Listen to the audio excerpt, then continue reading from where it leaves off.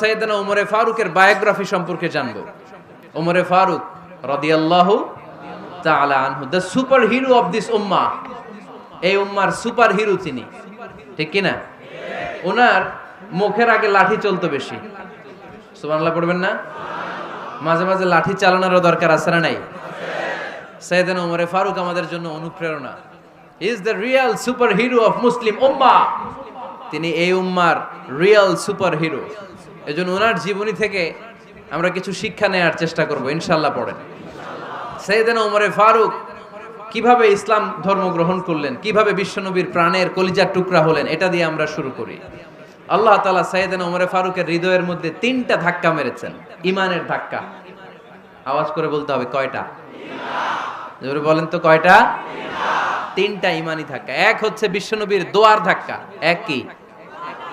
দোয়ার ধাক্কা। 2 হচ্ছে সূরা হাক্কা দিয়ে দিয়েছেন আল্লাহ এক ধাক্কা। সুবহানাল্লাহ পড়বেন না? 3 হচ্ছে সূরাতু তাহা দিয়ে আল্লাহ দিয়েছেন আরেকটা ধাক্কা। এই 3টা ইমানি ধাক্কা যখন সাইয়েদনা ওমর ফারুকের হৃদয়ে লাগলো, উনি পড়তে আরম্ভ করেছেন আশহাদু আল্লা ইলাহা ইল্লাল্লাহ ওয়া আশহাদু আন্না মুহাম্মাদান আবদুহু ওয়া রাসূলুহু। চিল্লায়ে পড়েন আল্লাহু আকবার। বিশ্বনবী মক্কায় বসে বসে তাহাজ্জুদের সালাত পড়ে আল্লাহর কাছে দোয়া করলেন, আল্লাহুম্মা আইজ্জাল ইসলাম বিআহাব্বির রাজুলাইনি ইলাইক। ও আল্লাহ, 2 জন লোকের নাম বলবো, 2 জনের দরকার নেই। এই 2 জনের একজনকে আপনি ইসলামের সুশীতল ছায়া তলে এনে ইসলামকে বিজয় দান করে দেন। মুহূর্তের মধ্যে দোয়াটা কবুল করে নিয়েছে কে? বিশ্বনবী বললেন, আল্লাহ 2 জনের নাম বলবো আজকের দোয়ায়। আবি জাহাল ইবনে হিশাম, হয়তো হিশামের বেটা আবু জাহেলকে আপনি ইসলামের ভিতরে নিয়ে আসেন, কিংবা ওমর ইবনুল খাত্তাব, খাত্তাবের বেটা ওমরকে আপনি ইসলামের ছায়া তলে নিয়ে আসেন। ওমরে ফারুকের জন্য দোয়াটা কবুল করে নিয়েছে কে? মক্কার যে অবস্থা, আল্লাহর হাবিব সাল্লাল্লাহু আলাইহি ওয়াসাল্লাম বুঝলেন মক্কার এই 2 জনের একজন যদি আমার সাথে না থাকে তাহলে মক্কায় দাওয়াতি কাজ চালিয়ে যাওয়া যাবে।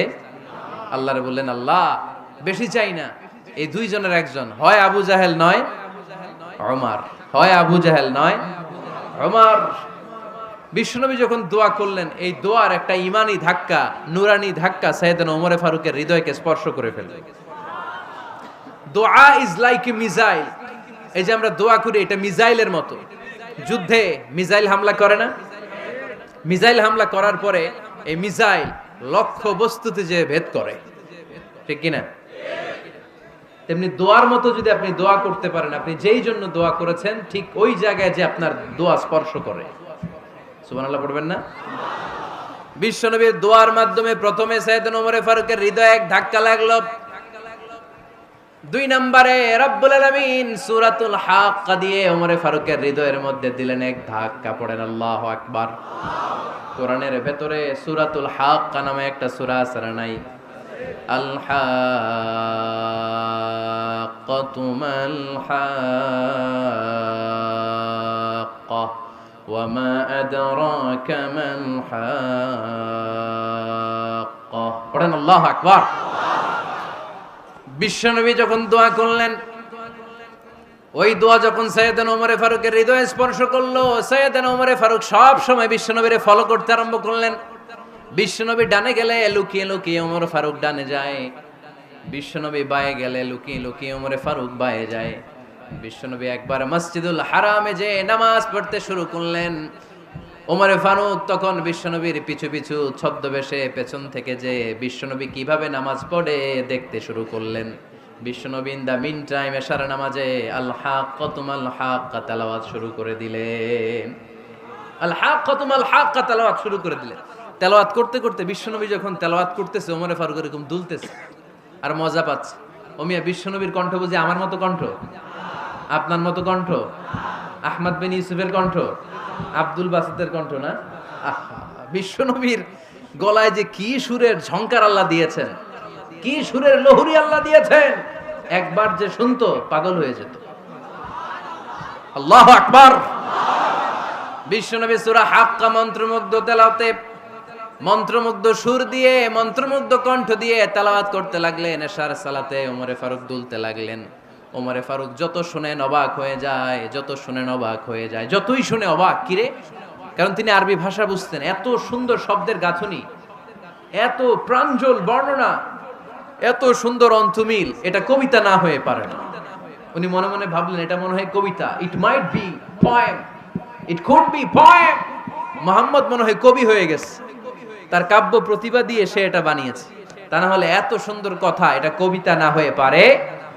ইন দ্য মিন টাইম বিশ্বনবী কিন্তু দেখতেছে না যে পেছনে ওমর।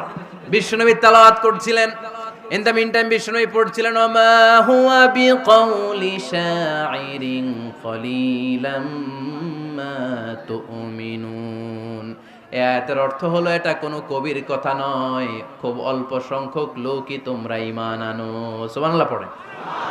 এটাকে বলে কোইন্সিডেন্ট।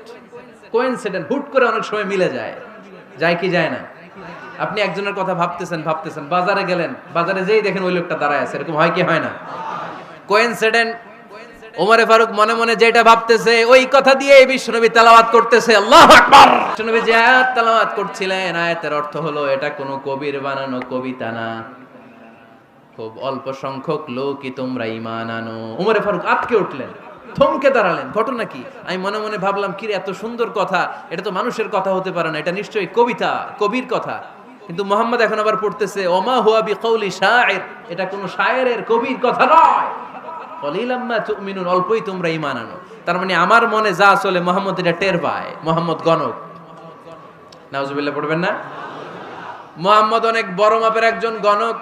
মানুষের হৃদয়ে কি চলে, মনে মনে কি ভাবে, মুহাম্মদ না দেখেও বলে দিতে পারে। ইন দা মিন টাইম বিশ্বনবী পরের আয়াতে পড়লেন ওয়ালা বিকাউলি কাহিনিন কলিলাম মা তাযাক্কারুন। এই আয়াতের অর্থ হলো এটা কোনো গণকের বানানো গণনা নয়, খুব অল্প সংখ্যক লোকই তোমরা উপদেশ হিসেবে এটাকে মানো।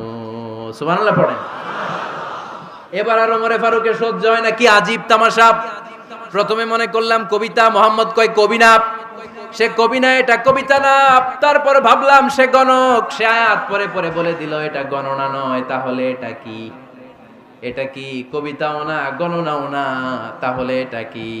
বিশ্বনবী তখন বললেন তানজিলুম মির রাব্বিল আলামিন। সুবহানাল্লাহ পড়েন।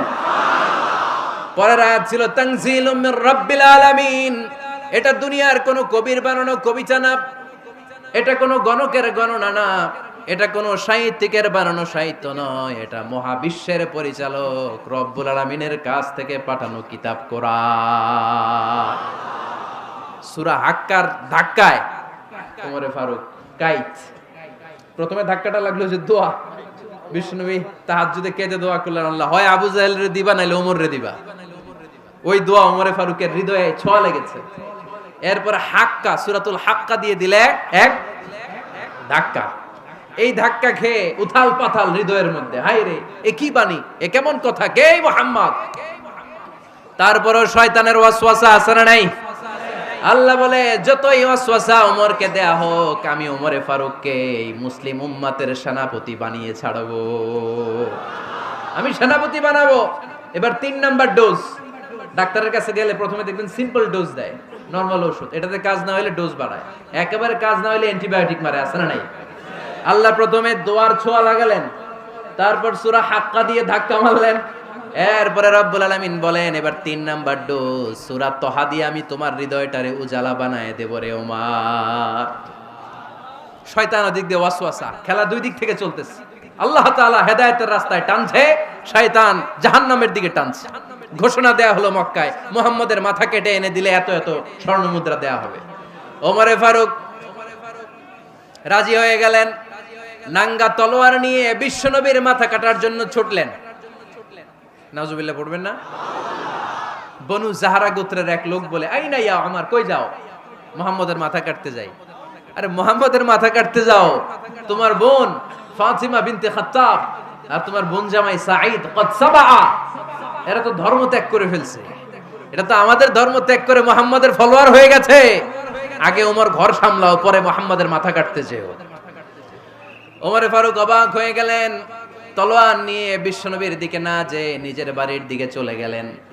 বিশ্বনবীর আপন বোন ফাতিমা বিনতে খাত্তাব, বোন জামাই সাঈদ আর খাব্বাব রাদিয়াল্লাহু তাআলা আনহু, তিনজন মিলে সূরা তহা তেলাওয়াত করছিলেন। পড়েন সুবহানাল্লাহ।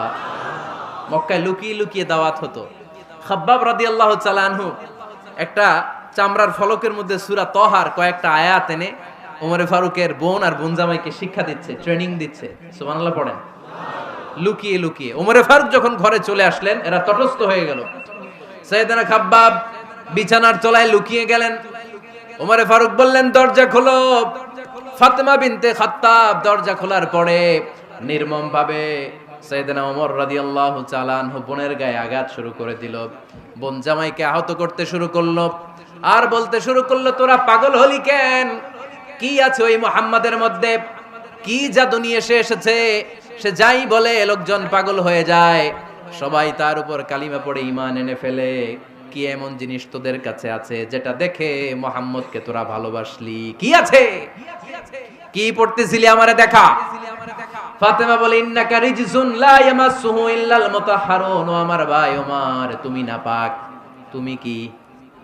লা ইয়ামাসসুহু ইল্লাল মুতাহহারুন, পবিত্রতা অর্জন না করে এই কোরআন ধরা যায় না। সুবহানাল্লাহ পড়েন। ওমরে ফারুক গোসল করে আসলেন, কারণ ধাক্কা তো আগে কয়েকটা খাইছে। কথা বুঝেন নাই বোধহয়। প্রথমে দোয়ার ধাক্কা, পরে কোন সূরা দিয়ে ধাক্কা? হাক্কা দিয়ে ধাক্কা। 3 নম্বরে এখন আরেকটা ধাক্কা খাবে। গোসল করে আসলেন। ফাতেমা বিনতে খাত্তাব বললেন, গোসল যখন করে এসেছেন, এই নেন। ওমরে ফারুক এবার চামড়ার কাপড়ের মধ্যে সূরা তহার প্রথম আয়াতের দিকে নজর করলেন। নজর করেই কোরআনের প্রেমে পড়ে গেলেন। পড়েন সুবহানাল্লাহ।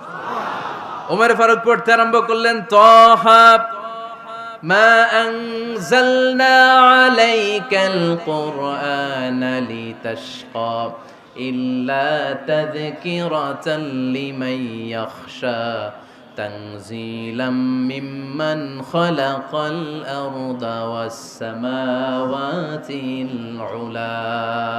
সুবহানাল্লাহ পড়েন।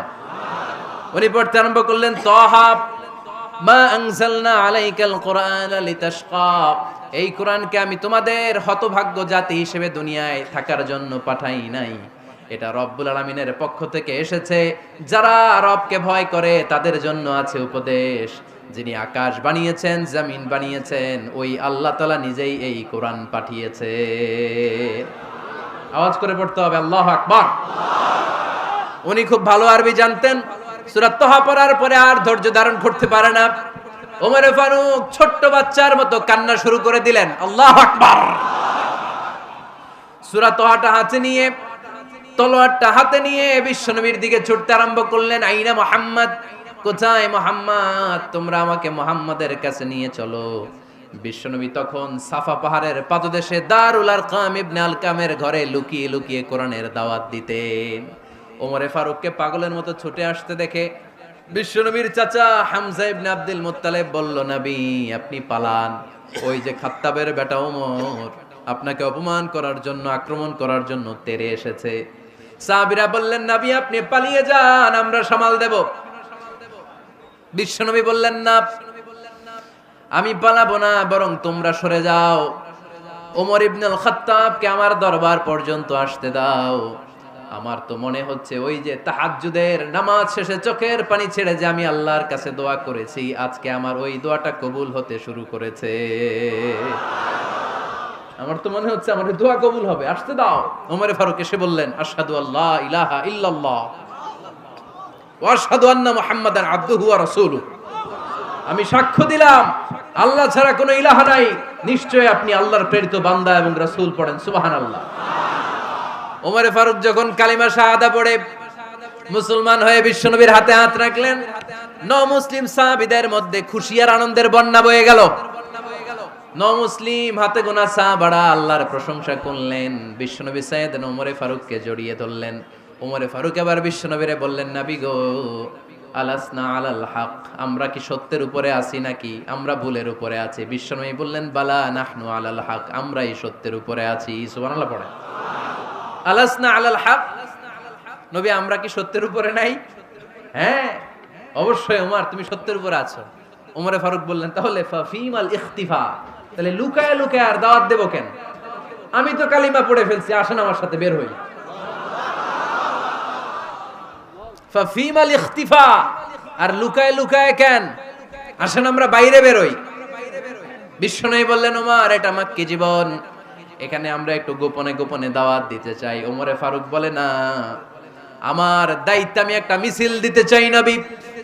আল্লাহর নামের তাকবীর দিতে দিতে দারুল আরকাম থেকে শুরু করে মসজিদুল হারাম পর্যন্ত একটা মিছিল দিয়ে আমি মক্কা কাঁপাইয়া দেব। অনুমতি দেন। বিশ্বনবী দিতে চায় না। ওমর ফারুক অনেক বুঝানোর পরে স্বল্প পরিসরের একটা অনুমোদন পাওয়া গেল বিশ্বনবী সাল্লাল্লাহু আলাইহি ওয়াসাল্লামের কাছ থেকে। কিন্তু মিছিল যে দিবে, মিছিলের জন্য লোকের দরকার আছে না নাই? এখানে লোক নাই, আমি একাই মিছিল দিতেছি। এটা জমবে? মিছিল জমবে? খুঁজে উনি 11 জন মুসলিম সাহাবা পেলেন। কয়জন? ওমরে ফারুক বললেন 11 জনই সই। এই 11 জন নিয়েই আমি আল্লাহর নামের তাকবীর দিব। 2 লাইন করলেন। কয় লাইন? 2 লাইন। পেছনে 6 জন, আর এই লাইনের নেতা বানালেন বিশ্বনবীর চাচা হামজাকে রাদিয়াল্লাহু তাআলা আনহু। আর সামনে 5 জন, তার আগে দাঁড়ালেন উনি নিজেই। তাহলে 6 6 12। বললেন এই 2 লাইনই আমরা তাকবীর দিতে দিতে, বেশি না, এই দারুল আরকামের ঘর থেকে, আপনারা জানেন যে সাফা মারওয়া এখন যে সাই হয়, এই সাফার পাদদেশে ছিল দারুল আরকামের ঘর। উনি বললেন এখান থেকে ওই যে কাবার গিলাফ দেখা যায়, কাবার গিলাফ পর্যন্ত আমরা এই তাকবীর নিয়ে ওখানে যাব। সুবহানাল্লাহ পড়বেন না? ওখানে উনি দাঁড়িয়ে ছোট্ট একটা ভাষণ দিয়েছিলেন। উনি বলেছিলেন, মান আরাদা আন তাসকুলা উম্মু ওয়া ইয়াতামা ওয়ালাদু ওয়া তারমিলা যাওজাতুহু ফালিয়াসুদ্দানি। খেয়াল করে শুনেন, কান দুইটা খরগোশের কানের মতো খাড়া করেন। উনি এক বাক্যের একটা ভাষণ দিলেন। ভাষণ দিতে জানলে বড় ভাষণ দেয়া লাগে না। এক বাক্যের ভাষণ দিয়ে গোটা বিশ্বকে ঝাঁকুনি মারা যায়। চিল্লায় বলো ঠিক কিনা? ওমরে ফারুক এক বাক্যের একটা ছোট্ট ভাষণ দিলেন। মান আরাদা আন তাসকুলা উম্মু, কে আছো মায়ের এই মক্কায়, কে আছো মায়ের বুক খালি করতে চাও? ইয়া আচামা ওয়ালাদু, কে আছো বাচ্চাগুলারে, নিজের সন্তানগুলোরে ইয়াতিম বানাতে চাও? কে আছো তারমিলা যাওজাতুহু, নিজের স্ত্রীকে বিধবা বানাতে চাও? ফালিয়া সুদ্দানি, বুকের পাটা থাকলে আমি ওমর রে থামাও। ফালিয়া সুদ্দানি, দেখি মক্কায় কার এত বড় বুকের পাটা। কে আছো মায়ের বুক খালি করতে চাও, সন্তান রে এতিম বানাতে চাও, স্ত্রীকে বিধবা বানাতে চাও? ফালিয়া সুদ্দানি, পারলে আমারে ঠেকাও। এই বলে উনি আল্লাহু আকবার, আল্লাহু আকবার, আল্লাহু আকবার বলে স্লোগান শুরু করে দিলেন। এক এক স্লোগানে মক্কার মরুজমিন থারথার করে কাঁপতে আরম্ভ করলো। এই মিছিল মক্কার কেউ দেয় নাই। মিছিলের আওয়াজ শুনে আবু জাহেল বাইরিস, উতবা বাইরিস, শাইবা, ওয়ালিদ ইবনে মুগিরা সব বের হয়েছে। কিরে, আমার এলাকায় এত বড় স্লোগান, কার এত সাহস? বের হয়ে দেখে মিছিলের সামনে ওমর। ওমর রে দেখে দিছে এক দৌড়। কারণ ওমরে ফারুককে থামানোর মতো বাপের বেটা মক্কায় দ্বিতীয়টা কেউ ছিল না। আওয়াজ করে বলেন ঠিক কিনা? ওমরে ফারুক আল্লাহু আকবার, আল্লাহু আকবার বলে স্লোগান দিতে দিতে মসজিদুল হারামের ভেতরে ঢুকে গেল। কাবার গিলাফ ধরার পরে সেদিন মিছিল থেমেছে। ওই আল্লাহর নামের স্লোগান সেদিন কেউ থামাতে পারে নাই, কিয়ামত পর্যন্ত কেউ থামাতে পারবে না। চিল্লায় বলো ঠিক কিনা?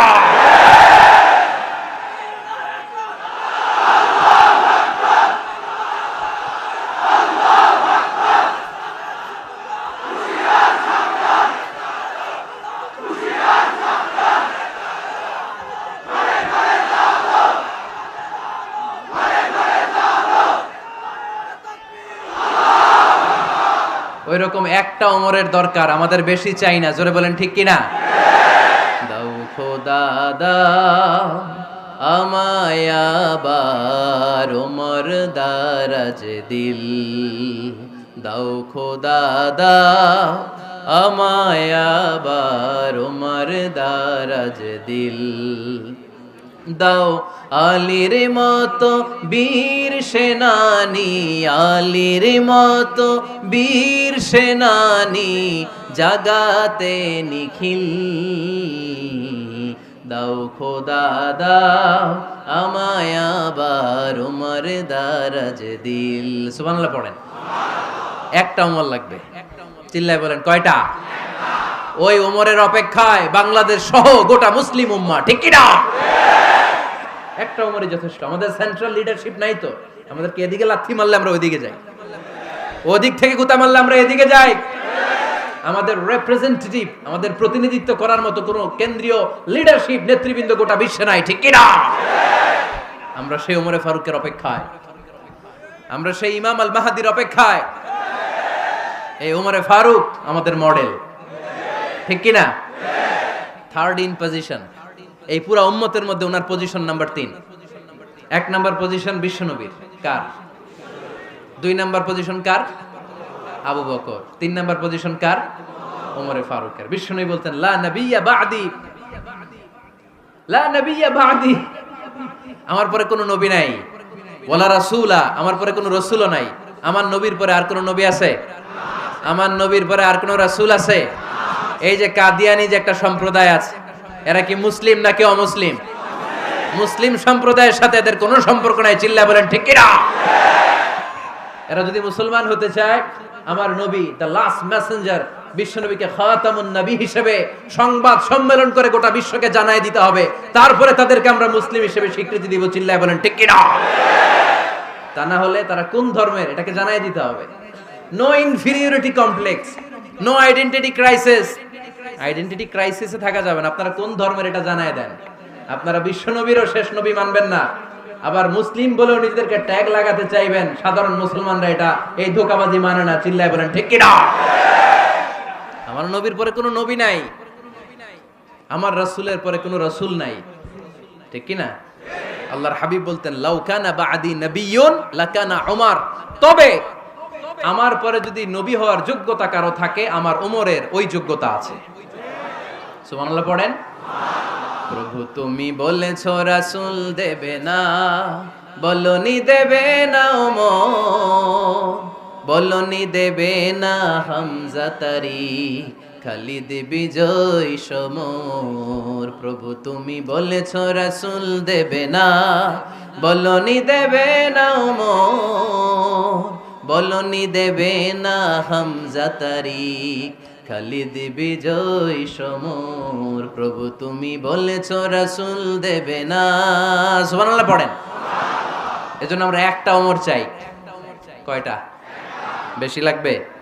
নেতার মতো নেতা কয়টা লাগে? জোরে বলেন কয়টা? Enough, that's enough. ওমরে ফারুক আওয়ার সুপার হিরো। ওনার সাথে বিশ্বনবী সাল্লাল্লাহু আলাইহি ওয়াসাল্লামের মুসাহারার সম্পর্ক ছিল। ওমরে ফারুক যে বিশ্বনবীর শ্বশুর, এটা অনেকে জানেই না।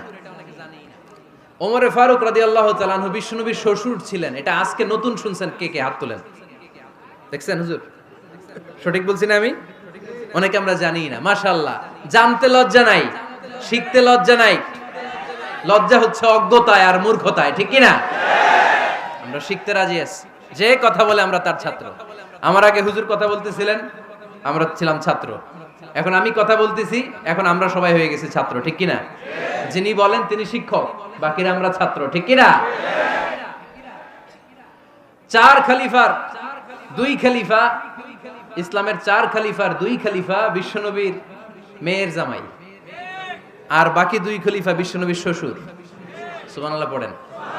সাইয়েদনা আলী রাদিয়াল্লাহু তাআলা আনহু, সাইয়েদনা উসমান যুন নূরাইন বিশ্বনবীর মেয়ের জামাই। উসমান রাদিয়াল্লাহু তাআলা আনহুর কাছে বিশ্বনবী 2 মেয়েকে বিয়ে দিয়েছিলেন। একজন মারা যাওয়ার পরে আরেকজন। বিশ্বনবী বলেছেন এরপরে আরেকটা থাকলে ওইটারও বিয়ে দিতাম। সুবহানাল্লাহ পড়বেন না? 2 জন ছিল মেয়ের জামাই আর 2 জন ছিল শ্বশুর। সাইয়েদনা আবু বকর শ্বশুর, বিশ্বনবীর স্ত্রী আম্মাজান আয়েশা রাদিয়াল্লাহু তাআলা আনহার বাবা। বিশ্বনবীর স্ত্রী আম্মাজান হাফসা রাদিয়াল্লাহু তাআলা আনহার বাবা ছিল সাইয়েদনা ওমর ফারুক। চিল্লায় পড়েন আল্লাহু আকবার। জানো তো না পজিশন না? সাইয়্যিদু কুহুলিল জান্নাহ, জান্নাতে যত নারীরা যাবে, নারীদের সর্দারিনী হবে সাইয়্যিদাতুনা ফাতেমা রাদিয়াল্লাহু তাআলা আনহা। এই ফরিদপুরের যত ইয়াং স্টারেরা তোমরা যারা জান্নাতে যাবে, তোমাদের লিডার হবে সাইয়েদনা হাসান আর হুসাইন রাদিয়াল্লাহু তাআলা আনহুমা। আর বয়স্ক মুরব্বীরা যারা জান্নাতে ঢুকবেন, আপনাদের লিডার হবে সাইয়েদনা আবু বকর আর সাইয়েদনা ওমর ফারুক রাদিয়াল্লাহু তাআলা আনহু। সুবহানাল্লাহ পড়তে পারলেন না? ওমর ফারুক এটা সাধারণ কোনো ক্যারেক্টারিস্টিক্স নয়। ওনাকে আল্লাহ তাআলা নলেজও দিয়েছেন, আবার দিনদারিও দিয়েছেন।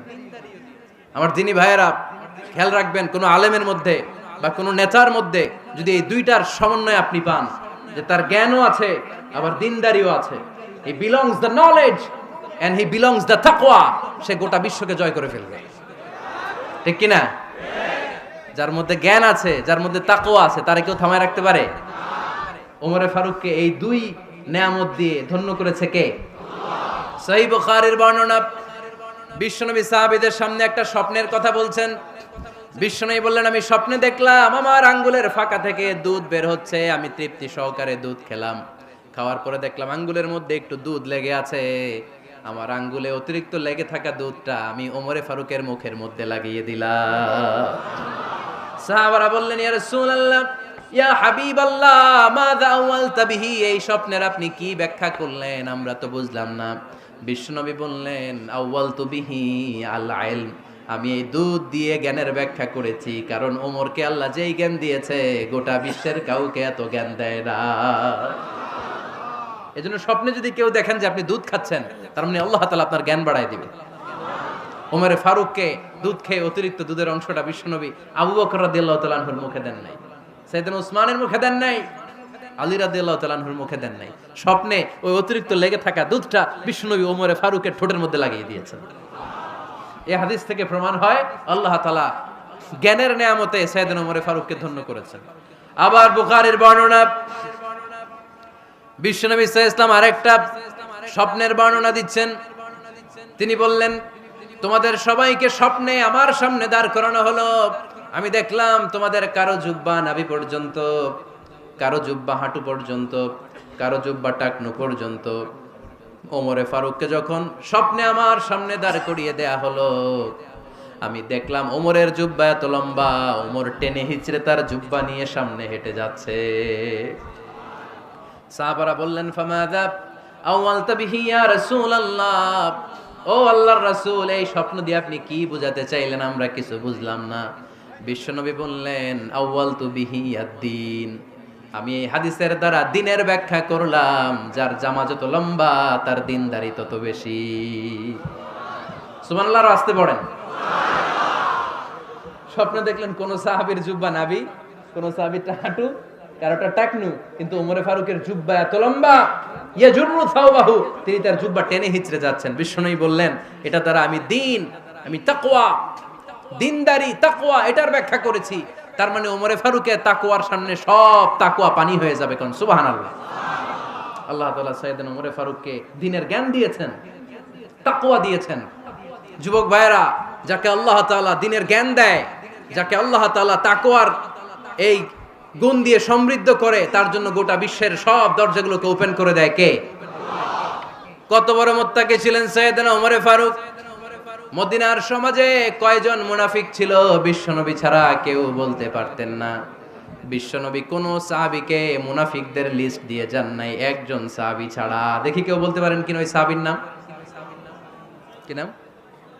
হুযায়ফা ইবনুল ইয়ামান রাদিয়াল্লাহু তাআলা আনহু। ওনাকে বলা হতো সাহিবু সিররি রাসূলিল্লাহ, আল্লাহ রাসূল সাল্লাল্লাহু আলাইহি ওয়াসাল্লামের গোপন তথ্যের ধারক বাহক। সুবহানাল্লাহ পড়বেন না? বিশ্বনবী ইন্তেকালের আগে মদিনার সমাজে মোট কয়জন মুনাফিক আছে, এই তথ্য আবু বকরকে বলেন নাই, ওমর রাদিয়াল্লাহু তাআলা আনহুকে বলেন নাই, উসমান রাদিয়াল্লাহু তাআলা আনহু, আলী রাদিয়াল্লাহু তাআলা আনহু, আশারাতুল মুবাশশিরিন বিল জান্নাহ কোন সাহাবীকে বলেন নাই। শুধুমাত্র কেবলমাত্র একমাত্র হুযায়ফা ইবনুল ইয়ামান রাদিয়াল্লাহু তাআলা আনহুর কাছে মুনাফিকদের লিস্টে বিশ্বনবী দিয়ে গিয়েছেন। সুবহানাল্লাহ পড়েন। মদিনায় কারা কারা মুনাফিক কেউ জানতো না হুযায়ফা ছাড়া। কে ছাড়া? নামটা আজকে মুখস্থ করেন, যাতে অন্য কোনো ওয়াজে কেউ জিজ্ঞেস করলে বলতে পারেন। মুনাফিকদের লিস্ট যে সাহাবীর কাছে বিশ্বনবী দিয়ে গিয়েছিলেন, সাহাবীর নাম কি? নাম? নামটা কেমন লাগে? ভাল লাগে? অনেকে আমারে জিজ্ঞেস করে, হুজুর আমার ছেলে হবে আগামী মাসে, একটা নাম দেন। নাম দিয়ে দিলাম হুযায়ফা। যাদের হবে ছেলে, এলাকায় যাদের নেক্সট কয়েক মাসে ছেলে হবে, খালি হুযায়ফা চলবে। কি চলবে? ভাল লাগে? নামটা ভাল লাগে? রাইখেন, অনেক সুন্দর নাম। উনি জানতেন মুনাফিক কারা। দেখেন ওমরে ফারুকের তাকওয়ার লেভেলটা কত হাই। ওমরে ফারুক একদিন হুযায়ফা রাদিয়াল্লাহু তাআলা আনহুর কাছে গেলেন, যে বললেন, হুযায়ফা, বিশ্বনবী ইন্তেকালের আগে মুনাফিকদের নামের লিস্টটা কারো কাছে দেয় নাই, আমার জানা নাই, সাইয়েদনা আবু বকরের জানা নাই, কোন সাহাবীর জানা নাই, তুমি ছাড়া। আমি তোমার কাছে জানতে চাই, আমি ওমরের নামটা ওই মুনাফিকদের খাতায় আছে কিনা আমার একটু বলো। আমার ওমরের নামটা ওই মুনাফিকদের লিস্টিতে একটু আছে কিনা, নামটা একটু বলো। যদি থাকে আমি ভালো হয়ে যাব।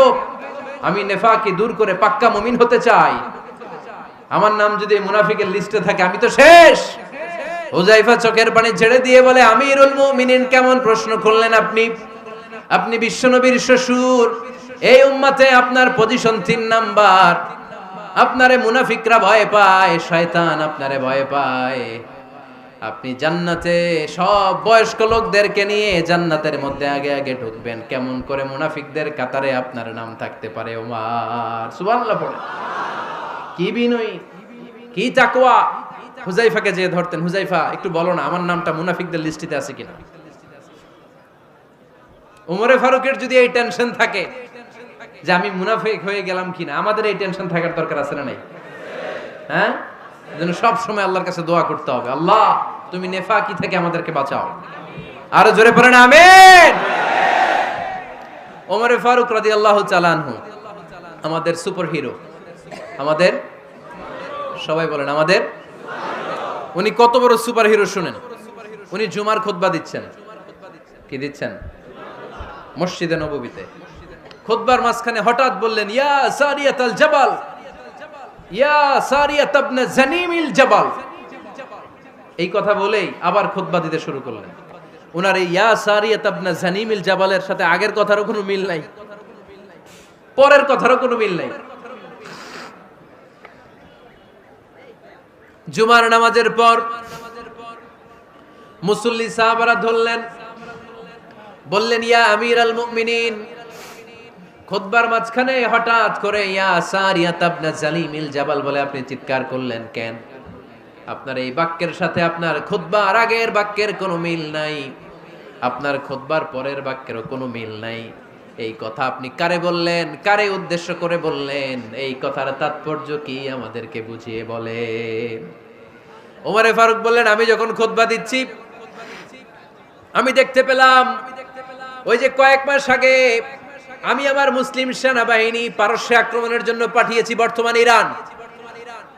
ইরানের ওই বিশাল এলাকাতে পারস্যে আমি আমার ব্যাটালিয়ন পাঠিয়েছি।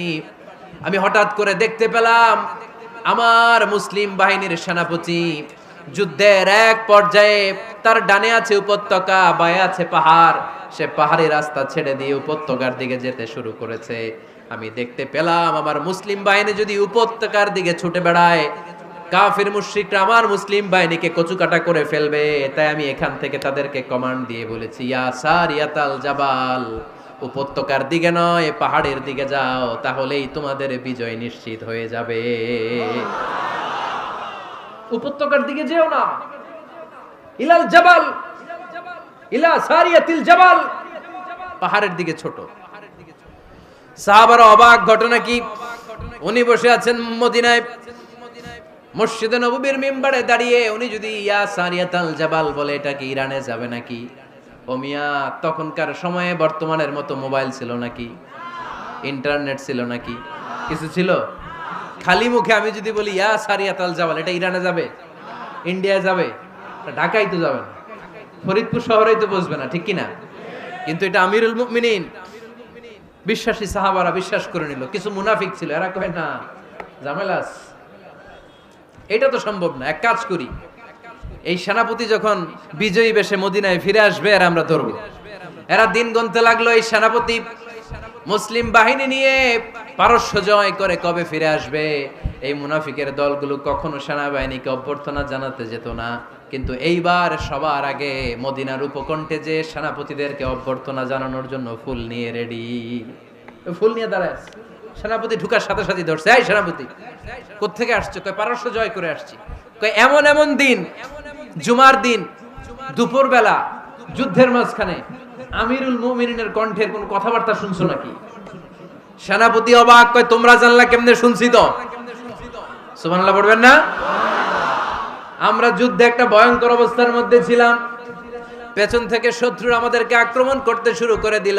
ডানে যাব না বায়ে যাব, সামনে যাব নাকি পেছনে যাব, রাস্তা খুঁজে পাচ্ছি না।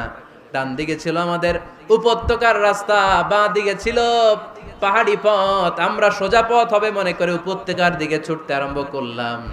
হঠাৎ করে আমিরুল মুমিনিনের কণ্ঠ বজ্র কণ্ঠে আমার কানের মধ্যে ভেসে আসলো, আমার মনে হলো আমিরুল মুমিনিন কেমন যেন আমাকে কমান্ড দিচ্ছেন আর বলছেন, ইয়া সারিয়াতাল জাবাল, ডান দিকে উপত্যকার পথে নয়, তাড়াতাড়ি পাহাড়ের দিকে সৈন্যবাহিনী নিয়ে উঠে যা। পাহাড়ের দিকে, ডানে না। This is wrong track and this is the right track. ওই দিন যদি ওমরে ফারুকের ওই গাইডলাইন, আমিরুল মুমিনিনের কমান্ড যদি আমি না শুনতাম, আজকে বিজয়ের বেশে ফিরতেও পারতাম না, আমাদের চেহারাও তোমরা দেখতে পেতে না। ওমরে ফারুকের ওই কমান্ড, ওই গাইডলাইন অদৃশ্য থেকে শোনার কারণে ওই পারস্যের মধ্যে আমাদেরকে সেই যুদ্ধে বিজয় দান করেছে কে? দিস ইজ ওমরে ফারুক, দিস ইজ ওমরে ফারুক। বিশ্বনবী বলছেন, ওমর, মা লাকিয়াকা শাইতানু সালিকান ফাজ্জান ইল্লা সালাকা ফাজ্জান গায়রা ফাজ্জিক। ওমর, শয়তান ইবলিস যদি তোমারে কোনো রাস্তা দিয়ে হাঁটতে দেখে, শয়তান ওই রাস্তা রেখে দিয়ে অন্য রাস্তা দিয়ে হাঁটে। সুবহানাল্লাহ বাড়িতে যায় বললেন। কে বলতেছে? বিশ্বনবী। কার ব্যাপারে? ওমরে ফারুকের ব্যাপারে। শয়তান যদি দেখে যে ওমরে ফারুক এই রাস্তা দিয়ে হাঁটতেছে, শয়তান ওই রাস্তা রেখে দিয়ে অন্য রাস্তা দিয়ে হাঁটে। সুবহানাল্লাহ পড়েন। রাত্রিবেলা আমরা আমাদের বাচ্চা ছেলে মেয়েদেরকে যখন খাওয়াই, বাচ্চারা খেতে চায় না, এরকম হয় আপনাদের ফরিদপুর এলাকায়? হ্যাঁ, এই এলাকায় হয় নাকি? খেতে চায় না বাচ্চারা, এই চকলেট দেখায়া, এই মিনা কার্টুন দেখায়া, এইটা সেইটা, এগুলো সেগুলো বলে, গল্প টল্প বলে ভুলায়া খাওয়ানো লাগে, তাই না? তারপরও খায় না। আমারও ছোট মেয়ে আছে, খেতে চায় না, এইটা সেইটা এমনি সেমনি খাওয়ানো লাগে।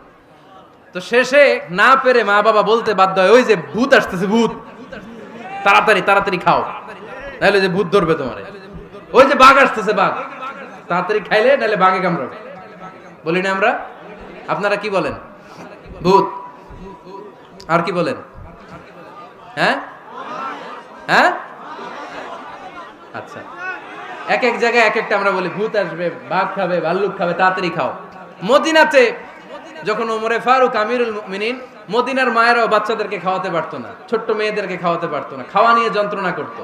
বাচ্চারা যখন মদিনায় খেতে চাইতো না রাত্রি বেলায়, মদিনার মায়েরা বলতো, তাড়াতাড়ি খাও, হা হুয়া ইয়াতি উমর, হা হুয়া ইয়াতি উমর, তাড়াতাড়ি খা, নাইলে ওই যে ওমর আসতেছে, ওমর।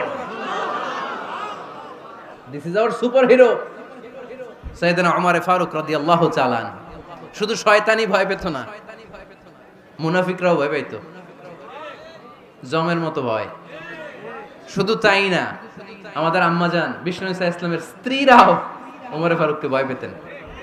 সুবহানাল্লাহ কইবেন না? মাঝে মাঝে বিষ্ণু ইসা ইসলামের সাথে আম্মাজান আয়েশার ঝগড়া হতো, হতো না? আপনাদের ফ্যামিলিতে ঝগড়া হয়? হয় না?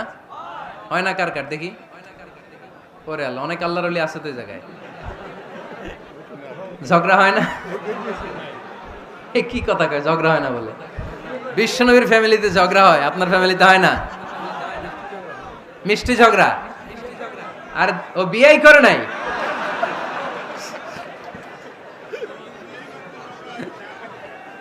ঝগড়া তো হবেই, দাম্পত্য জীবনের মজাটাই তো এখানে। কখনো ঝগড়া, কখনো আনন্দ, একটু বৃষ্টি, একটু রোদ, একটু হাসি, একটু কান্না, ভালো লাগা, ভালোবাসা শেয়ার করে নেয়া, মিলেমিশে একাকার হয়ে যাওয়া, ঠিক কিনা? তো আল্লাহর হাবিব সাল্লাল্লাহু আলাইহি ইসলামের সাথে আম্মাজান আয়েশার ঝগড়া হতো। তো একদিন ঝগড়া হয়ে দুইজন রেগে আছে। খবরদার দুইজন রেগে থাকবেন না, আবার একজন রাগলে আরেকজন থেমে যাবেন, কারণ এই ছোট্ট ঝগড়া থেকে এটা অনেক সময় বিচ্ছেদের দিকে গড়ায়। আমার প্রিয় ফরিদপুরবাসী, ভাবি রেগে গেলে আপনি রাইগেন না, ওই দিন আপনি একটু ঠান্ডা থাকেন। আবার আপনি রেগে গেলে, আমার মাইকের আওয়াজ যদি ভাবিরা শুনেন, আপনারা রেগে যায় না, একটু ঠান্ডা থাকবেন। দুইজনে রেগে গেলে তো তৃতীয় বিশ্বযুদ্ধ শুরু হবে, তাই না? একজন রেগে গেলে আরেকজন ঠান্ডা, কারণ এই সামান্য ঝগড়া থেকে ইগোর কারণে এটা বিচ্ছেদ আর ডিভোর্স পর্যন্ত গড়ায়। আর শয়তান এখানে উস্কানি দেয়, কারণ ইমানদারদের ফ্যামিলি ভাঙতে পারলে শয়তান সবচেয়ে বড় খুশি হয়, আর ইমানদারদের ফ্যামিলি টিকে থাকলে খুশি হয়ে যায় কে? আম্মাজান আয়েশা রাদিয়াল্লাহু তাআলা আনহার সাথে বিষ্ণু ইসা ইসলামের ঝগড়া হতো মাঝে মাঝে। তো একবার ঝগড়া হলো, বিষ্ণু ইসা ইসলামের রাগ, আম্মাজান আয়েশাও রাগ। তো বিষ্ণুই বললেন, আয়েশা, ঝগড়া করে আর কতক্ষণ থাকবো, আসো মিটমাট করি। আয়েশা রাদিয়াল্লাহু বললেন, ঠিক আছে, মিটমাট করবো। তো বিষ্ণু ইসা ইসলাম বললেন, মিটমাটের জন্য কারে ডাকবো? ওমর রে ডাকি। কয় না, ওমর রে না, উমরু গালিজ, উমর অনেক রাগে, আমার ডর লাগে। কয় তাহলে তোমার আব্বারে ডাকি, কয় ডাকেন। কি খুশি, মেয়েদের মধ্যে অভ্যাসটা আছে না নাই? তাহলে তোমার আব্বারে ডাকি, ডাকেন। ডেকে নিয়ে আসা হলো। আবু বকর রাদিয়াল্লাহু তাআলা আনহু দাঁড়ালেন, আম্মা জান আয়েশা দাঁড়ালেন, বিশ্বনবীও দাঁড়ালেন। বিশ্বনবী বললেন, আয়েশা তোমার আব্বা আসছে, এবার ঘটনা খুলে বলার পালা, তুমি বলবা নাকি আমি বলবো? আম্মা জান আয়েশা বললেন, আপনি বলেন, তবে ওয়ালা তাকুল ইল্লা হাক্কান, যেটা ঘটছে ওইটাই বললেন, মিথ্যা কথা কইেন না। আবু বকর রাদিয়াল্লাহু তাআলা আনহু রেগে মেগে আগুন, কি এই কথা তুমি কেমন করে বলো? বিশ্বনবী কি মিথ্যা কথা কখনো বলবে? রেগে মেগে দিলেন মেয়ের গালে এক চড়। বানিয়ে বলতেছি না, মুসনাদ আহমদ ইবনে হাম্বলের হাদিস। বাবার হাতের থাপ্পড়কে আম্মা জান আয়েশা উল্টে বললেন। সাইয়েদনা আবু বকর রাগে গড়গড় করছেন, আবার মারার জন্য তেড়ে গেলেন। এবার বাঁচার জন্য আম্মা জান আয়েশা বিশ্বনবীর পিছনে যে আশ্রয় নিলেন, বিশ্বনবী বাঁচানোর জন্য দুই হাত মেলে দাঁড়িয়ে গেলেন। পড়েন সুবহানাল্লাহ। বিশ্বনবী যখন দুই হাত মেলে দাঁড়িয়ে গেলেন, সাইয়েদনা আবু বকর রাদিয়াল্লাহু আনহু থেমে গেলেন। সাইয়েদনা আবু বকর রাদিয়াল্লাহু তাআলা আনহু ঘর থেকে বের হয়ে বারান্দায় দাঁড়ালেন। পড়েন সুবহানাল্লাহ। এবার বিশ্বনবী আম্মা জান আয়েশার কাছে যেয়ে বলেন, ইয়া আয়েশা কাইফা রাআইতিনি আনকাসতুকি মিনার রাজুল, দেখছো কেমনে বাঁচাইলাম? আমি না থাকলে ভর্তা বানাই ফেলতো আজকে। আমি বাঁচাইছি তোমারে, আমি, আমার লগে ঝগড়া করো তুমি। লজ্জায় পড়ে আম্মা জান আয়েশা খিলখিল করে হেসে দিলেন, বিশ্বনবীও হেসে দিলেন। দুইজনের হাসির মধুর আওয়াজ শুনে সাইয়েদনা আবু বকর বাইরে থেকে অবাক, কিরে এতক্ষণ না ঝড় তুফান, এখন দেখি হাসি। সালাম দিয়ে অনুমতি নিয়ে ভিতরে ঢুকলেন। ঢুকে দেখেন আম্মা জান আয়েশাও হাসে, বিশ্বনবীও হাসে। এ হাসি দেখে আবু বকর রাদিয়াল্লাহু আনহু হেসে দিলেন। আরশের উপর থেকে খুশি হয়ে গেলেন কে? এবার সাইয়েদনা আবু বকর রাদিয়াল্লাহু তাআলা আনহু বললেন, ইয়া রাসূলুল্লাহ আশিকানি ফি সিলমিকুমা কামা আশরাকতুমানি ফি হারবিকুমা। ও নবী, যুদ্ধ লাগলে, দুইজন যুদ্ধ লাগলে মীমাংসার জন্য যেমনি আমারে ডাকেন, এরকম হাসি আর আনন্দের মুহূর্তেও আমারে একটু ডাইকেন। আশিকানি ফি সিলমিকুমা কামা আশরাকতুমানি ফি হারবিকুমা। নবী, আপনাদের মধ্যে ঝগড়া লাগলে সন্ধি করার জন্য আমারে যেমনি ডাকেন, আপনাদের হাসি খুশি আনন্দ খুনসুটি এই মজাদার মুহূর্তগুলোতে আমারে বঞ্চিত রাখেন না, আমার একটু ডাইকেন। সুবহানাল্লাহ পড়েন। এই মুসনাদে আহমদ ইবনে হাম্বলের হাদিস শোনার উদ্দেশ্য হচ্ছে, বিশ্বনবী প্রথমে ওমর ফারুকের নাম বলেছিলেন। সাইয়েদনা আয়েশা বলে, না আমি ডরাই। হাইবাত, দিস ইজ কল্ড হাইবাত ওমর। একবার বিশ্বনবীর সব বিবিরা ধরলেন, ও নবী আমাদেরকে এটা দেন, ওইটা দেন, ঘরে এটা নাই, ওইটা নাই, ওইটা নাই। বিশ্বনবীকে, আমার কাছে কিচ্ছু নাই, যদি এমনি আমার বউ হয়ে থাকতে চাও থাকো, তাহলে যা, তা না হলে যা লাগবে কিনে দেব, সাথে সাথে তালাকও দিয়ে দিব। কিছু দিতে পারবো না, আমার নাই তো, সামর্থ্য নাই। কিন্তু বিবিরাও ছাড়ে না, এটা দেন ওইটা দেন। বিশ্বনবী রহমতের নবী, বিবিদেরকে বুঝাতেও পারেন না, বিবিরা আবদার করতেছে, নবী এটা লাগবে ওইটা লাগবে। ইন দ্য মিন টাইম বিশ্বনবী একজনের সালাম শুনতে পেলেন। কে যেন দরজায় দাঁড়িয়ে বলতেছে, আসসালামু আলাইকুম। বিশ্বনবী দরজার দিকে তাকালেন, তাকিয়ে বললেন, ওয়া আলাইকুম আসসালাম। আর বুঝতে পারলেন এটা আমার ওমরের সালাম। সালাম দেওয়ার পরে বিবিদের দিকে তাকায় দেখে একজন বিবিও নাই, সব অন্দরমহলের ভিতরে দৌড়। সুবহানাল্লাহ পড়তে পারলেন না? This is our super hero Omar. এরকম ওমর একটা লাগবে, চিল্লায় বলেন কয়টা? একটা ওমর গোটা বিশ্বকে সোজা করে দিবে। একটা ওমর সবল আর দুর্বলের সব পার্থক্য দূর করে দিবে। মাজলুমের উপর জালিমের অত্যাচারের অবসান ঘটায় দিবে। গোটা বিশ্বটাকে সাম্য, মৈত্রী, ভালোবাসার ইনসাফ দিয়ে পরিপূর্ণ করে দিবে। সেই ওমরের অপেক্ষায় আমরা। নিজের ছেলেকে 80টা বেত মেরেছেন। কয়টা? 80টা বেত মেরেছে। এই ব্যাপারে অনেকগুলো বর্ণনা পাওয়া যায়। সবচেয়ে সহিহ বর্ণনা হচ্ছে মুয়াত্তা ইমাম মালিকের বর্ণনা। ওমরে ফারুক রাদিয়াল্লাহু তাআলা আনহুর ছেলে আব্দুর রহমান মারুফুন বিআবি শাহমা ছিলেন মিশরে। ওখানে নাবিজ খেয়েছিলেন। নাবিজ হচ্ছে আরব দেশের লোকেরা দুধের মধ্যে শক্ত খুরমা রাত্রেবেলা ঢেলে দিত। ঢেলে দিলে সারা রাত ওই খুরমার রসটা দুধের সাথে মিশে দুধটা লাল হয়ে যেত। এটারে সকালবেলা খেত, খুব সুস্বাদু। এটাকে বলে নাবিজ। কিন্তু এটা রাতে ভিজাইলে সকালেই খাইতে হয়, রেখে দিলে আবার একটু সমস্যা হয়। এটা অনেকটা তারির মতো হয়ে যায়, মাতলামি চলে আসে। তো ওমরে ফারুকের ছেলে নাবিজ খেয়েছেন, মদ খাননি, নাবিজ। কিন্তু নাবিজ খাওয়াতে সাকরান চলে এসেছে। সাকরান চলে আসাতে এটা যখন প্রমাণিত হয়েছে, আমর ইবনে আল আস রাদিয়াল্লাহু তাআলা আনহু নাকে 80 বেত মেরেছেন মিশরে। কয় বেত? নিয়ম হচ্ছে সবার সামনে, কিন্তু সবার সামনে না মেরে একটু গোপনে মেরেছে। এই তথ্য যখন ওমরে ফারুকের কাছে এসেছে, উনি বললেন না, মারতে হবে সবার সামনে, আলাদা মাল্লা কেন? ও মদিনায় ফিরে আসলে আমি আবার 80টা মারব। মদিনায় ফিরে আসার পরে সাইয়েদনা ওমরে ফারুক ওই আগের 80টারে আর ধরেন নাই, নিজ হাতে আবার 80টা বেত মেরেছেন। এই বেত মারার 1 মাস পরে এই আবু শাহমা ইন্তেকাল করেছে। অনেক ঐতিহাসিক বলে এই বেতের আঘাতে মরেছে, কেউ কেউ বলেছে নিজের রোগের কারণে মরেছে। কিন্তু দিস ইজ দ্য ইনসাফ সিস্টেম অফ উমর। নিজের ছেলে বলে ছেড়ে দেয় নাই। এখন নিজের ছেলে হইলে 7 খুন মাফ, নেতার ছেলে হইলে 10 খুন মাফ, এলাকার মোড়লের ছেলে হইলে 10 খুন মাফ। নো পার্সিয়ালিটি ইন ইসলাম। ইসলামে পার্সিয়ালিটি নাই। আপনি নেতার ছেলে হন, আপনি বিজনেস ম্যাগনেটের ছেলে হন, আপনি যেই হন না কেন, ইসলামের দৃষ্টিতে সবাই সমান। চিল্লায় বলেন ঠিক কি না? বানু মখজুমিয়া গোত্রের এক নারী চুরিতে ধরা পড়ল। সাহাবারা বললেন, নবী মদিনার সবচেয়ে ভেরি প্রেস্টিজিয়াস এন্ড ডিগনিফাইড ফ্যামিলির মেয়ে, আপনি হাত কাটেন না, কারণ ইসলামের নিয়ম চুরি করলে কি কেটে দাও। বিশ্বনবী বললেন, বলো কি? হাত না কাটার জন্য তোমরা আমাকে রেকমেন্ড করছো? এটা আল্লাহর আইন। পৃথিবীর কেউ রেকমেন্ড করলো শোনার ক্ষমতা আমার নাই, কারণ আইনটা দিয়েছে কে? লাউ কানাত ফাতিমাতু বিনতি মুহাম্মাদিন সারাকাত লাকাতা মুহাম্মাদুন ইয়াদাহা। আরে বনু মাকসুমিয়া মেয়ে তো দূরের কথা, আমার কলিজার টুকরা ফাতেমাও যদি আজ চুরিতে ধরা পড়তো, তার হাত কেটে দিতে আমি 1 মিনিটও দেরি করতাম না। দিস ইজ ইসলাম। এই হচ্ছে ওমরে ফারুকের মানাকিব। এরকম ওমরে ফারুক কয়টা লাগবে? আওয়াজ করে বলতে হবে, কয়টা লাগবে? একটা লাগবে। এই সাইয়েদনা ওমরে ফারুক মদিনার প্রথম চিফ জাস্টিস ছিলেন। সর্বপ্রথম উনার পরামর্শে সাইয়েদনা আবু বকর রাদিয়াল্লাহু তাআলা আনহু কোরআনকে সংকলন করেছেন। আমরা এই যে কোরআন পড়ি 30 পারা, এমদাদিয়া লাইব্রেরির 114টা সূরা, কত সুন্দর সন্নিবেশ করা হয়েছে, এখানে সাজানো হয়েছে। আল্লাহর হাবিব সাল্লাল্লাহু আলাইহি ওয়াসাল্লামের সময় কি এরকম কোরআন ছিল নাকি? ছিল না।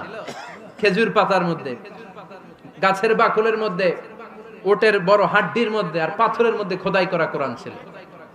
সাইয়েদনা আবু বকরের সময় রাদিয়াল্লাহু তাআলা আনহুর সময় যুদ্ধ হলো, 70 জন হাফেজ সাহাবী ইন্তেকাল করলেন। সাইয়েদনা আবু বকর রাদিয়াল্লাহু তাআলা আনহুকে ডেকে ওমরে ফারুক বললেন, ও আবু বকর, এইভাবে হাফেজে কোরআন সাহাবীরা যদি দুনিয়া থেকে বিদায় হয়ে যায়, আল্লাহর কোরআনও তো বিদায় হয়ে যাবে। আমার পরামর্শ হলো আপনি সব বয়োজ্যেষ্ঠ সাহাবীদেরকে একসাথে করে কোরআনের সব কাগজগুলোকে একসাথে করে একটা নির্ধারিত কপির মধ্যে কোরআনকে সংকলন করে ফেলেন। সাইয়েদনা আবু বকর বললেন, যেটা আমার নবী করেন এটা আমি কেমনে করি? কিন্তু ওমরে ফারুক নাছরবান্দা বলে না, এটা করলে কোনো খারাপ হবে না, ভালোই হবে। মুসলিম উম্মার জন্য এক জায়গায় কোরআন সন্নিবেশিত থাকবে, আপনি করেন। সাইয়েদনা আবু বকর রাজি হয় না, ওমরে ফারুকও ছাড়ে না। ওমরে ফারুক বলতে বলতে বলতে বলতে এমন ভাবে সাইয়েদনা আবু বকর রাদিয়াল্লাহু তাআলা আনহুকে ধরলেন, সব শেষে সাইয়েদনা আবু বকর ওমরে ফারুকের কথায় কোরআন সংকলনে রাজি হয়ে গেলেন। পড়েন সুবহানাল্লাহ। উনি বললেন, ওমর যখন আমাকে বারবার বুঝাতে লাগলো, আল্লাহ তাআলা আমার হৃদয়টা ওমরের কথা শোনার জন্য খুলে দিলেন। আল্লাহ তাআলা কেমন যেন আমাকে ইলহাম করলেন, আবু বকর করো, এই কাজের মধ্য দিয়ে আমি আমার কোরআনকে গোটা বিশ্বে জীবিত রেখে দেব। This is Umar. এই যে আমরা হিজরি সনের যে আমরা গণনা করি, এই হিজরি সনের প্রবর্তক হচ্ছে সাইয়েদনা ওমরে ফারুক। সুবহানাল্লাহ নাই? আপনাদের মনোযোগ আছে না গেছে? কই ঘুমায় গেলেন মনে হয়? তাকবীর দেন তো একজন আওয়াজ করে।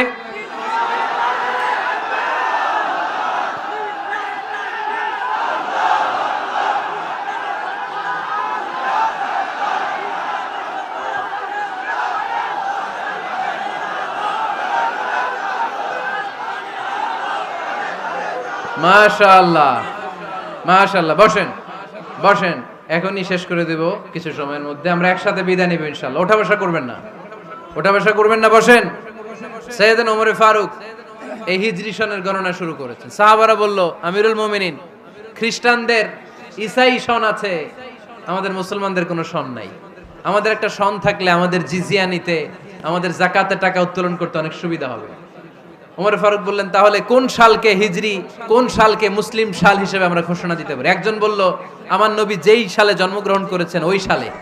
ওমর ফারুক বললেন, না, আমার নবীর জন্ম আমাদের জন্য খুশির দিন, কিন্তু এটা আমাদের জন্য প্রেরণা নয়। প্রেরণা নবীর কাজে, ঠিক কিনা? আরো কিছু সাহাবারা বলল, তাহলে যেই সালে আমার নবী ইন্তেকাল করেছে ওইটারে প্রথম সাল ধরেন। ওমরে ফারুক বললেন, না, যেদিন তিনি ইন্তেকাল করেছেন এটা আমাদের দুঃখের দিন, এটা আমাদের প্রেরণা নয়। আমাদের প্রেরণা হচ্ছে বিশ্বনবীর ত্যাগ, তিতিক্ষা আর কাজের মধ্য দিয়ে। জোরে কোন ঠিক কিনা? ওমরে ফারুক বললেন, যেদিন বিশ্বনবী ইসলাম রক্ষায় নিজের মাতৃভূমি ছেড়ে মক্কা থেকে মদিনায় গিয়েছেন, ওই দিনটাকে হিজরি প্রথম দিন ধরে আমরা হিজরি সাল গণনা করে শুরু করে দেব।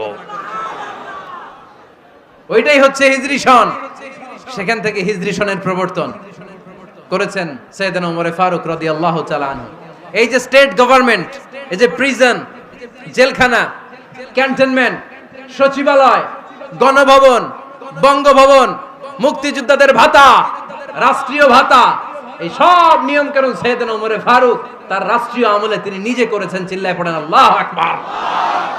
মুসলমানদের আলাদা কারেন্সি, নিজস্ব মুদ্রা ব্যবস্থা নিজে চালু করেছেন।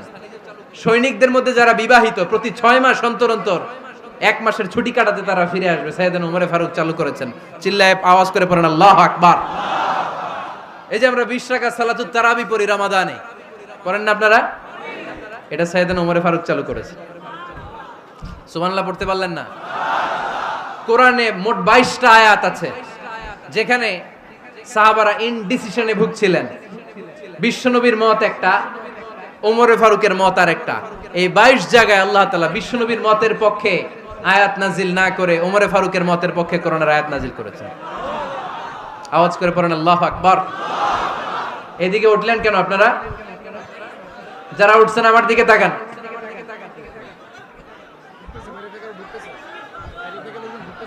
কিছু ভিতরে ঢুকতেছে, কিছু বাইরে দিতেছে না?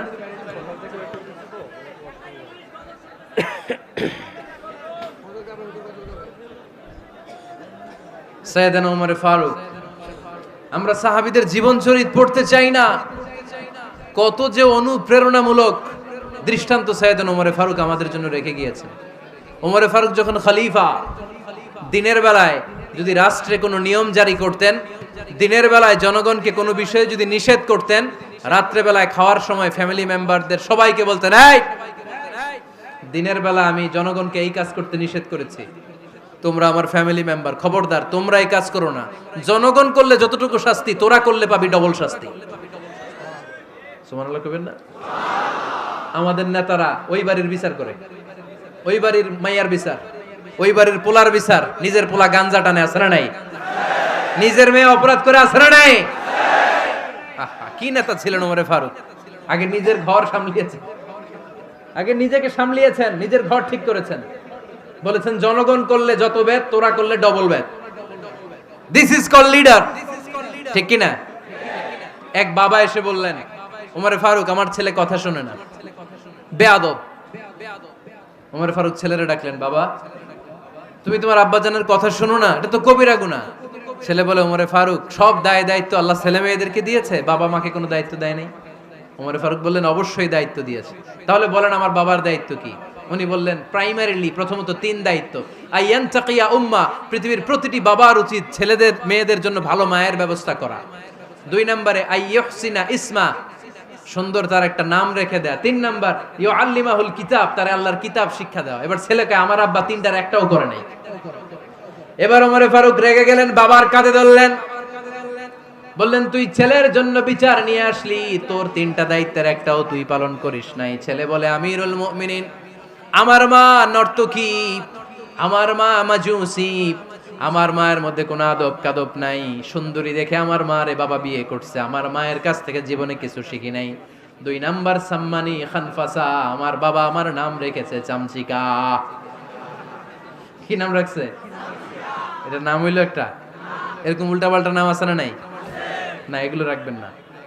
আব্দুল্লাহ রাখবেন, আব্দুর রহমান রাখবেন, আর একটা কি বলছি আজকে? হুযায়ফা রেখে দিয়েন, পারবেন?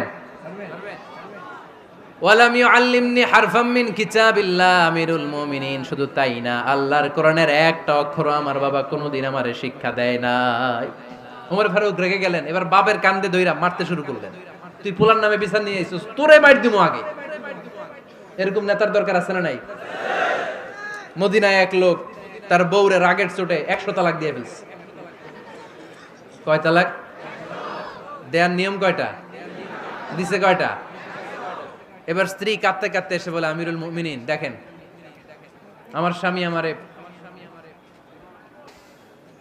রেগে মেগে 100 তালাক দিছে। ওমর ফারুক বললেন, দইরা নিয়ে এটারে নিয়ে আসা হলো। ওমর ফারুক বললেন, কয়টা তালাক দিয়েছো? কয় 100টা। কেন দিছো? কয় মাথা গরম আছিল। এরকম আছে না? তালাক দেওয়ার সময় সব তালাক, তুই তালাক, তোর মা তালাক, তোর বোন তালাক, সব তালাক।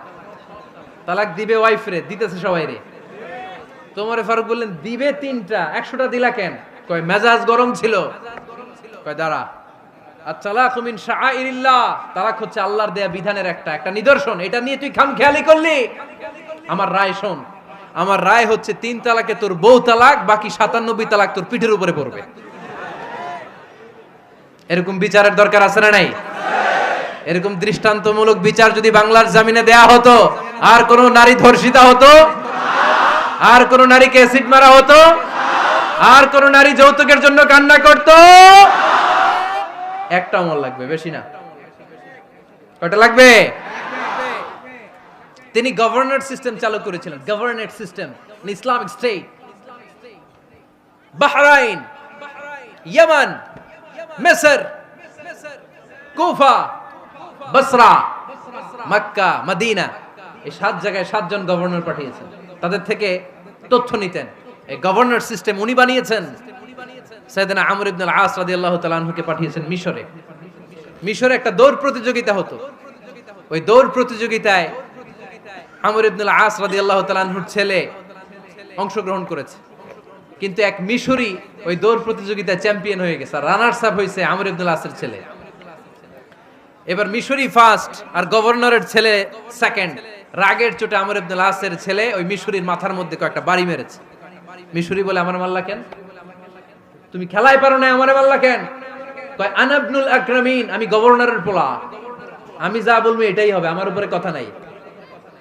মিশরি ওইখানে আর ঝগড়া বাঁধায় নাই, মনে দুঃখ নিয়ে মদিনায় চলে আসলেন। এসে বললেন, আমিরুল মুমিনিন, আপনি আমর ইবনুল আস রাদিয়াল্লাহু তাআলা আনহুকে মিশরের গভর্নর বানিয়ে পাঠিয়েছেন। একটা প্রতিযোগিতায় আমি চ্যাম্পিয়ন হয়েছি, ওনার ছেলে হয়েছে রানার আপ। কেন সে চ্যাম্পিয়ন হতে পারে নাই? এই কারণে আমার মাথায় লাঠি দিয়ে 3টা বাড়ি মেরে। বিচারটা দিছে কার দরবারে? কথা বুঝেন নাই বোধহয়? ওমর ফারুকের দরবার। ওমর ফারুক বললেন, তাই আগামী বছরের অমুক তারিখ আমি সব গভর্নরদেরকে ডেকে হিসাব নেই, তো ওই দিন তুই থাকবি, পারবি না? মিশরে বলে, পারবো মানে অবশ্যই পারবো। ওই দিন 7 রাজ্য থেকে 7 গভর্নর হাজির, গভর্নরদের ছেলেরাও হাজির, মিশরীয় হাজির। 7 গভর্নরের কাছ থেকে 7 এলাকার খোঁজ খবর নেয়ার পরে ওমরে ফারুক বললেন, আইনাল মিসরি, মিশরি লোকটা কই, এদিকে আয়। মিশরি সামনে আসার পরে বলল, আমর ইবনুল আস, তুমি মিশরের গভর্নর, তোমার ছেলে সহ তুমি আসো। আমর ইবনুল আস এসে সামনে বসে রইলেন। এবার বললেন, ও আমর ইবনুল আসের ছেলে, তুমি নাকি ইবনুল আকরামিন গভর্নরের ছেলে, তুমি যা বলবা মিশরে নাকি তাই হবে, তোমার নাকি অনেক দাপট। নিজে একটা লাঠি এনে মিশরীর হাতে দিয়ে বলল, এবার তোর মাথায় যতটা মারছে তুই ততটা গুনে গুনে মার, আমি দেখবো। আমর ইবনুল আস দেখবে, আমর ইবনুল আসের ছেলেরে তুই এখানে মার। সে বলতেছে, থাক, আপনি বলছেন এতেই যথেষ্ট, মারা লাগবে না, আমি মাফ করে দিলাম। ওমরে ফারুক বলল, খবরদার, মার, মার ওর মাথার মধ্যে। মিশরি ওমরে ফারুকের ধমক শুনে ভয়ে ভয়ে 3টা বাড়ি মারল। এই বাড়ি মারা দেখেও ওমরে ফারুকের হৃদয় ঠান্ডা হয় নাই। লজ্জায় আমর ইবনুল আস, বয়স হয়ে গিয়েছে সাহাবা, মাথা তখন টাক, মাথায় চুল নাই, লজ্জায় মাথাটা হেট হয়ে মাথাটা নিচু করে রেখেছে। এবার রাগের চোটে ওমরে ফারুক বললেন, এবার আমর ইবনুল আসের টাক মাথার মধ্যে একটা মার, মার। কেন ছেলেকে শিক্ষা দিতে পারে নাই? ইয়া আমর ইবনুল আস, মাতা জাআলতুমুন নাস আবিদা, তোমরা কখন মিশরীদেরকে নিজেদের দাস বানায় নিলা? ওয়াকাদ ওয়ালাদাতুম উম্মুহুম আহরারা, আর ওদের মায়েরা তো ওদেরকে স্বাধীন সন্তান হিসেবে প্রসব করেছে। মানুষদের উপর ক্ষমতাগিরি করার জন্য গভর্নর পাঠাই নাই। খবরদার, জনগণ, তাদেরকে দেখভাল করার জন্য তোমাদেরকে পাঠানো হয়েছে, তাদের উপর কোনো অত্যাচার করার জন্য নয়। চিল্লায় বলেন ঠিক কি না? এরকম নেতা কয়টা লাগবে? কয়টা? ওই নেতার নাম কি? ওমর, হা হুয়া ইয়াতি ওমর। 22 জায়গায় বিশ্বনবী কয় একটা, ওমরে ফারুক বলে আরেকটা। আল্লাহ বলে, বিশ্বনবী আপনার পক্ষে আমি আয়াত নাজিল করতে পারলাম না, আমি ওমরের পক্ষে নাজিল করে দিলাম। বিশ্বনবী বলতেন, ইন্নালি কুল্লি উম্মাতিন মুহাদ্দাস, সব উম্মতের মধ্যে, সব নবীর উম্মতের মধ্য থেকে একজন করে আল্লাহ তাকে মুহাদ্দিস বানাতো। মুহাদ্দিস না, মুহাদ্দাস। মুহাদ্দাস মানে এমন লোক যিনি যা ভাবতো ওই ভাবনাটাই আল্লাহ আয়াত হিসেবে নাজিল করে দিতেন। বিশ্বনবী বলেন, আমার উম্মতের মধ্যে মুহাদ্দাস হচ্ছে সাইয়েদনা ওমর। মদিনার সবচেয়ে বড় মুনাফিকের নাম আব্দুল্লাহ ইবনে উবাই ইবনে সালুল, সব মুনাফিকদের সরদার। কিন্তু এই মুনাফিকের ছেলেটা হলো পাক্কা ইমানদার। এই ছেলের নাম হলো আব্দুল্লাহ। আওয়াজ করে বলেন, ছেলের নাম কি? আব্দুল্লাহ ইবনে উবাই ইবনে সালুল। মুনাফিক সরদার যখন ইন্তেকাল করলো, সাইয়েদনা আব্দুল্লাহ রাদিয়াল্লাহু তাআলা আনহু বিশ্বনবীর কাছে এসে চোখের পানি ছেড়ে ডেকে বলে, নবী আপনিও জানেন, আমিও জানি, মদিনার সবাই জানে আমার আব্বা মুনাফিকদের সরদার, কিন্তু আমার মন তো মানে না, আমার তো পিতা, আমার তো বাবা লাগে, আমার তো মন মানে না। আপনিও জানেন মুনাফিক, আমিও জানি মুনাফিক। নবী আপনার দরবারে কিছু আমি চাই না, আপনার গায়ের একটা জামা দেন, আপনার জামাটা পরিয়ে আমার বাবারে দাফন দিব। এর উসিলায় যদি আমার আব্বারে আল্লাহ মাফ করে দেয়, দয়ার নবী মায়ের নবী জামা খুলে দিয়ে দিলেন। পড়েন সুবহানাল্লাহ। আব্দুল্লাহ রাদিয়াল্লাহু তাআলা আবার আবদার চললেন, নবী জানি আমার বাবা মুনাফিক, কিন্তু আমার তো বাবা, আপনার দরবারে ফরিয়াদ, আপনি নিজে যে আমার বাবার জানাজার নামাজের ইমামতি করবেন। দয়ার নবী মায়ার নবী জানাজার নামাজে যেতে চাইলেন। ওমরে ফারুক বললেন, নবী না, খবরদার আপনি উবাই ইবনে সালুলের জানাজায় যাবেন না। বিশ্বনবী জোর করে যেতে চাইলেন। সাইয়েদনা ওমরে ফারুক বিশ্বনবীর জামা পেছন থেকে টেনে ধরলেন। আল্লাহু আকবার। টেনে ধরলেন, যাবেন না আপনি। ওমরে ফারুকের হাত থেকে হ্যাচকা টান মেরে জুব্বা টান দিয়ে বিশ্বনবী জানাজায় চলে গেলেন। রব্বুল আলামিন আয়াত নাজিল করলেন, ইস্তাগফির লাহুম আও লা তাস্তাগফির লাহুম ওয়া ইন তাস্তাগফির লাহুম ৭০ মাররাতান ফালান ইয়াগফিরাল্লাহু লাহুম। নবী গো, একবার নয়, দুইবার নয়, ৭০ বারও যদি এই মুনাফিকের জন্য আপনি ক্ষমা চান, তার জন্য ক্ষমা নাই, তার জন্য আছে জাহান্নাম। ওয়ালা তাকুম, আপনি যাবেন না আলা কবরি, কখনো তাদের জানাজায় যাবেন না। এই যে একটা ভুল করে ফেলছেন, এটা এইবারই শেষ, এরপরে আর যাবেন না। সাইয়েদনা ওমর ফারুকের পক্ষে আল্লাহ তাআলা কোনটা আয়াত নাজিল করে দিলেন। চিল্লায় পড়েন আল্লাহু আকবার। এভাবে 22টা জায়গায় ওমর ফারুক যা বলেছে, এটা নিয়ে একটা আলাদা আলোচনা হইতে হবে, আলাদা একটা আলোচনা লাগবে যে 22টা আয়াতে আল্লাহ তাআলা বিশ্বনবীর পক্ষে কোরআনের আয়াত নাজিল না করে সাইয়েদনা ওমর ফারুকের পক্ষে আয়াত নাজিল করেছেন। চিল্লায় পড়েন সুবহানাল্লাহ। ওই ওমর ফারুককে আমাদের মডেল বানানোর দরকার আছে না নাই? ওই ওমর ফারুকের জীবনী আমাদের ছেলে মেয়েদেরকে পড়ানোর দরকার আছে না নাই? আমাদের ভবিষ্যৎ প্রজন্ম এগুলো জানে না। ওরা সালমান খান দেখে বড় হয়, ওরা শাহরুখ খান দেখে বড় হয়, ওরা ঋত্বিক রোশনকে দেখে বড় হয়। ওরা মনে করে যে এরাই বড় সুপার হিরো। আমাদের যে কত বড় সুপার হিরো আছে এরা জানেই না। নতুন প্রজন্মের কর্ণকোহরে সাইয়েদনা ওমর ফারুকের ইতিহাস পৌঁছে দেওয়ার দরকার আছে না নাই? ওমর ফারুকের ইন্তেকালের ঘটনাটা বলেই আমরা মুনাজাতের দিকে যাব। শুনবেন? শুনতে চান? উনি স্বপ্নে দেখলেন একটা লাল মোরগ ওনাকে 3টা ঠোকর মেরেছে। কয়টা? উনি জুমার নামাজে, জিলহজ মাসের শেষ সপ্তাহে জুমার নামাজে বললেন যে একটা লাল মোরগ 3টা ঠোকর মেরেছে। মুগীরা ইবনে শুবা রাদিয়াল্লাহু তাআলা আনহুর দাস আবু লুলু আল মাজুসি, এই লোকটা খঞ্জর বানাতে পারতো। মুগীরা রাদিয়াল্লাহু তাআলা আনহুর দাস। মুগীরা প্রতিদিন 4 দিরহাম করে চার্জ করতো, যেহেতু দাস। সে এসে বিচার দিল, আমিরুল মুমিনিন, মুগীরা আমার থেকে বেশি টাকা চায়, জুলুম করে। ওমরে ফারুক বললেন, তাই? তুমি কি কাজ জানো? বলে, আমি খঞ্জর বানাতে জানি। বাড়ি কই? পারস্য। আরে তুমি খঞ্জর বানাতে জানলে তো 4 দিরহাম অনেক কম, সে তো আরো বেশি টাকা নেওয়া দরকার ছিল তোমার থেকে। আবু লুলুর এই কথা পছন্দ হয় নাই। সে কয়, ওমর তুমি সবারে দয়া দেখাও, আর আমার ক্ষেত্রে কঠিন নিয়ম বানাইলা, দাঁড়াও এই নিয়ম তোমারে আমি দেখাবো।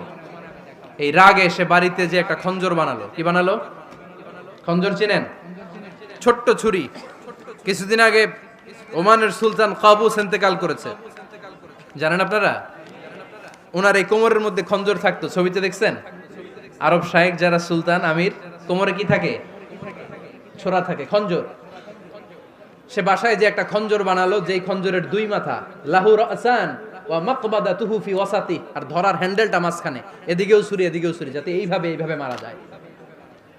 সে ধার দিতে লাগলো আর বলল, ওমর দাঁড়াও, তোমার আমি দেখাবো। ওমরে ফারুক মসজিদে নববীর ইমাম, ফজরের নামাজের সময় এ আবু লুলু আল মাজুসি বুরনুস পরে, চাদর পরে, লুকিয়ে লুকিয়ে, সে অগ্নি উপাসক, মুমিন নয়, ওমরে ফারুককে অ্যাটাক করার জন্য গেলেন মসজিদে নববীতে। ওয়াকানু ইউসাল্লুনা বিগালাস, তখন ওনারা অন্ধকারে নামাজ পড়তো। নামাজের সময় যখন হলো, লুকিয়ে লুকিয়ে প্রথম কাতারে ওমরে ফারুকের পিছনে মুয়াজ্জিনের পাশেই দাঁড়ালেন, হাতে খঞ্জর, একামত হলো। ওমরে ফারুক সালাত শুরু করলেন, ফজরের সালাত, আল্লাহু আকবার, নামাজ শুরু করলেন, সূরা ফাতিহা বললেন। আরেকটা সূরা যখন পড়তে যাবেন, in the mean time Abu Lulu এই খঞ্জর নিয়ে ওমরে ফারুকের বুকের মধ্যে 3টা স্টেবিং করলেন। একটা মারলেন নাভির নিচে, মারার সাথে সাথে পাকস্থলী কেটে গেল। আরেকটা মারলেন পাজরে, পাজর ছিঁড়ে গেল। 3টা মারার পরে ওমরে ফারুক বললেন, কাতালানি আল কালব, এক কুকুর আমাকে মেরে ফেলেছে। পেছন থেকে এক সাহাবীকে টান মেরে সামনের দিকে নিয়ে গেলেন, তুমি নামাজের ইমামতি করাও। আর ওমরে ফারুককে বাকিরা ধরাধরি করে পেছনে নিতে আরম্ভ করলেন। আর এই আত্মাই আক্রমণ যে করেছে, সে কাতারের মাঝখান দিয়ে যেতে আরম্ভ করলো আর 2 দিকে ছুরি মারতে আরম্ভ করলো। 13 জন সাহাবীর গায়ে ছুরি মেরেছে, 7 জন সাহাবা স্পট ডেথ, জায়গায় মৃত্যু। এই ভয়ঙ্কর অবস্থা দেখে এক সাহাবী বুরনুস, এক ধরনের জুব্বা আছে মাথাওয়ালা, অনেকে জ্যাকেট পরছেন না এরকম মাথাওয়ালা, লম্বা জুব্বা আছে, আরবরা শীতে পরে মাথাওয়ালা, এই মাথাওয়ালা জুব্বা বের করে এক সাহাবী জালের মতো তার দিকে উড়ায় মারলো। ওই বুরনুসের মধ্যে পেঁচিয়ে আবু লুলু মাটিতে পড়ে গেল আর সুইসাইড করে ফেললো, নিজের বুকে নিজে মেরে আত্মহত্যা। যেই সাহাবীকে ইমামতির জন্য দাঁড় করালেন, উনি ছোট্ট সূরা দিয়ে প্রথম রাকাতে সূরা আল কাউসার